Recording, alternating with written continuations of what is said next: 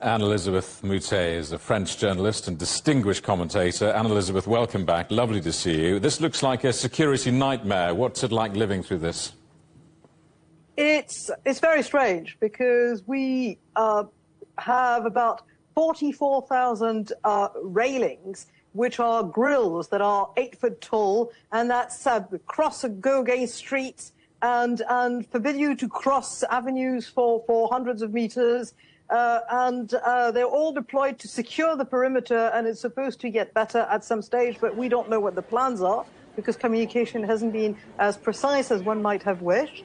So it is just very, very strange, and it's really a feeling that if they manage to make out of this something world-shaking, then everything will be forgiven. But if it doesn't work out for various reasons, and we can name several, then it's a bit different. Are Parisians and the wider French public excited about hosting the Olympic Games? I would say less than you'd think, because there are lots of criticism. It's not always from the same quarter, and sometimes they overlap. The left, and you know that we've had a sequence of politics recently, and so the left-wing alliance are saying these are the Olympics of the rich. The tickets are extremely expensive. The Parisians are sort of barricaded against people from the outside, and they don't mean foreigners, they mean people from the provinces. And the idea that so much disruption has been brought to essentially the lives of people who'd like to work, thank you very much, is also something that doesn't always work so well. So there's less enthusiasm, I would say, something which I could compare to it, which is when we had the World Cup of rugby or football, and that is something that people like in a much more genuine manner, because really our lives are completely disrupted. There are lots of... I happen to live in a red area.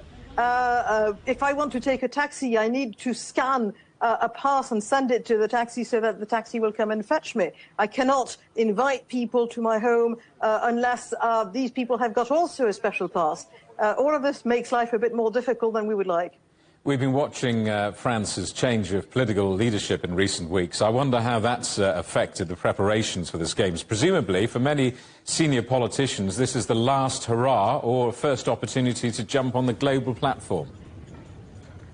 In many ways, the reason why we've got a government that has officially resigned, but the cabinet has been asked by Emmanuel Macron to stay on and carry out normal, more everyday policies, but those include the Games. And that's also because the Home Secretary, because the Defense Secretary, because a number of people have, the Sports Minister, all of these people have been preparing the Games for almost 2 years.